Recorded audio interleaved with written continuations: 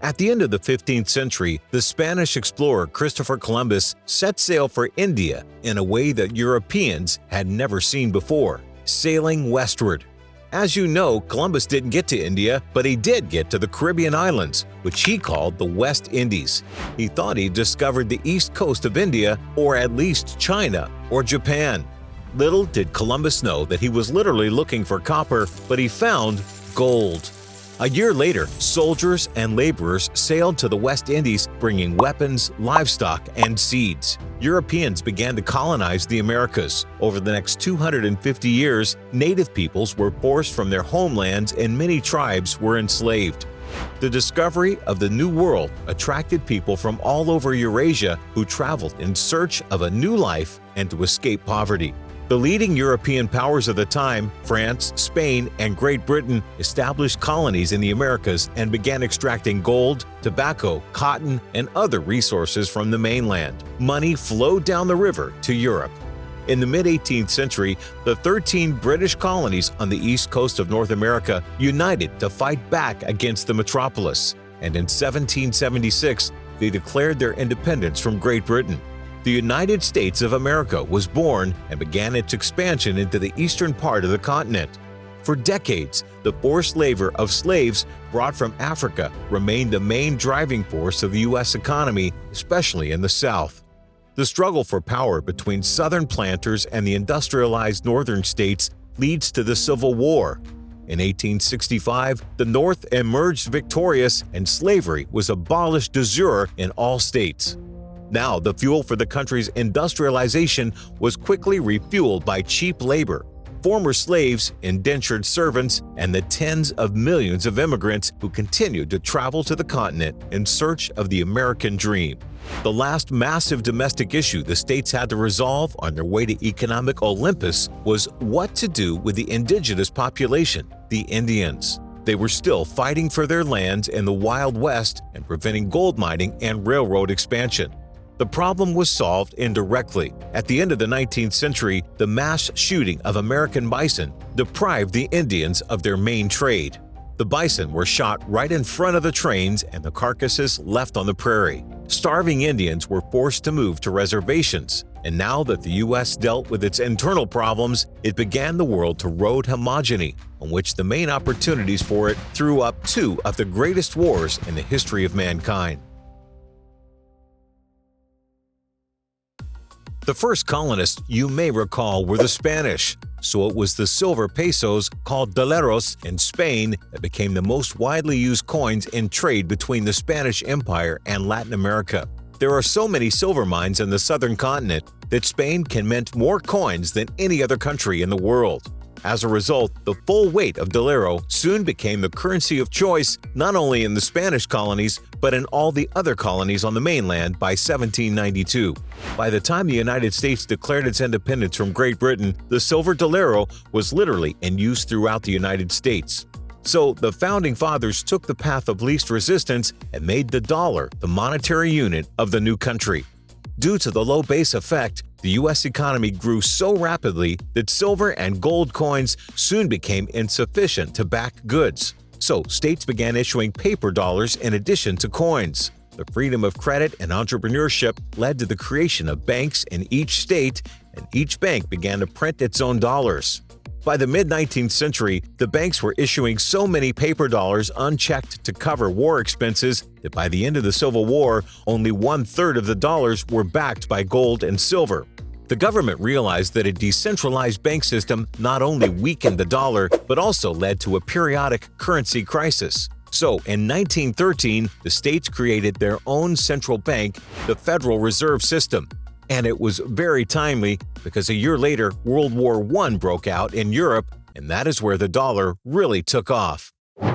With the outbreak of the war, the cost of the leading European powers skyrocketed. To cover them, England, France, and Germany actively printed money, and as a result, its quantity ceased to correspond to the gold that these countries kept in their reserves. The U.S. was in no hurry to enter the war. Moreover, it began actively borrowing from England and France, thereby reducing its foreign debt.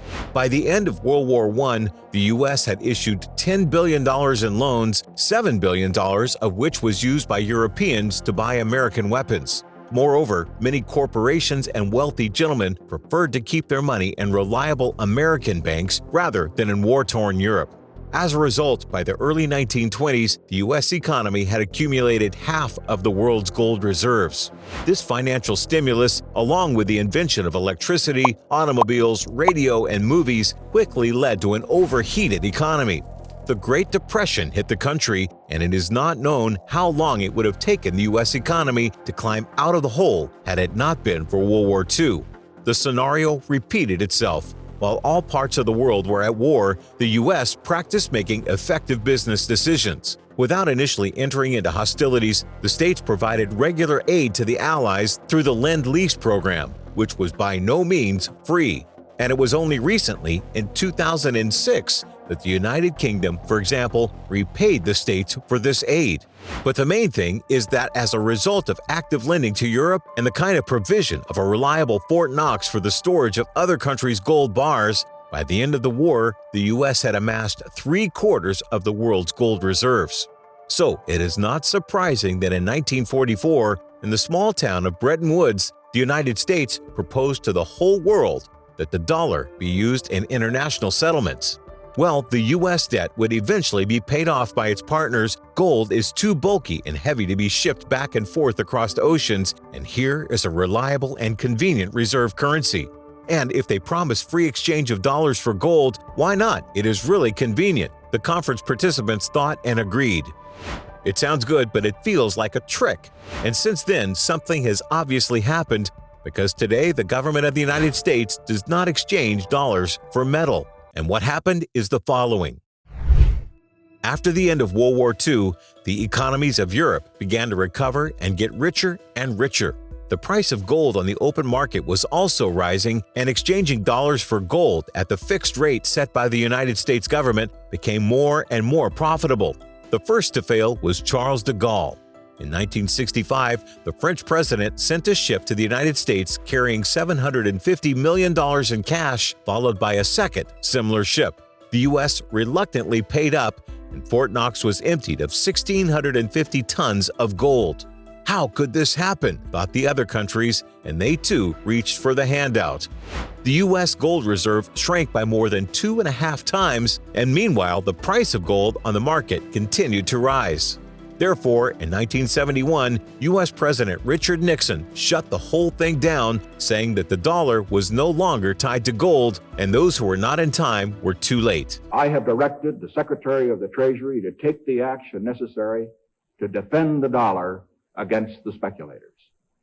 I have directed Secretary Connally to suspend temporarily the convertibility of the dollar into gold or other reserve assets.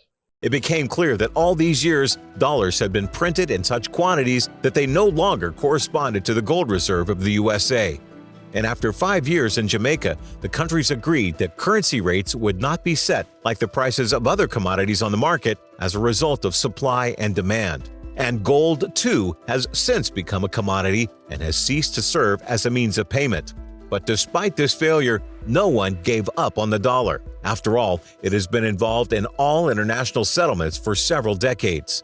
The dollar was so deeply embedded in the world economy that all subsequent crises that began in the United States were actively exported to other countries. Having received the green light for unlimited assurance, the U.S. started the printing press at full speed.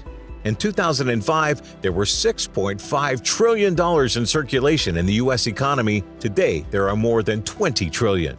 The money supply has grown by 300%. And do you know how much American manufacturing has increased in that time? 170. Doesn't that scare you? At this rate, you'd think that the dollar was a Ponzi scheme that would collapse sooner or later. But of course, that's unlikely. Replacing one reserve currency with another, even within decades, is an impossible task, and a new Bretton Woods is obviously not going to happen anytime soon, unless it is a black swan event. It is therefore not surprising that half of all international trade has been conducted in dollars for the past 20 years. and there is no sign of this trend changing. The dollar's stability against other currencies makes U.S. Treasury debt the safest investment in the world. Think about it. The country's debt has doubled in the last 15 years, but financiers consider buying it as a risk-free investment. How is that possible? It's so simple. Who would you be more likely to lend money to? A poor friend or a rich friend? The answer is obvious. The whole world invests in the reliable U.S. economy because there are no alternatives. And even the U.S. trade deficit doesn't change anything. The U.S. sells less goods and services to the world than its consumers. But what are they paying for? That's right, the coveted dollar. And since everyone needs it so much, it would be nice to have it on hand, thinks the central bank of every country. That is why the dollar holds more than half of all other currencies and international reserves. It turns out that the power of the dollar rests on the public faith in its reliability, which is reinforced by the institutions of American society. And the precarious position of the dollar that I have described to you is not its disadvantage, but a difficulty that sooner or later will be resolved by the whole world. As U.S. Treasury Secretary John Connally once said, "The dollar is our currency, but your problem." And finally, if you printed money that the whole world uses, how soon would you go bankrupt? Maybe never. Give this video a thumbs up and don't forget to subscribe. Here we talk about economics in the most accessible way.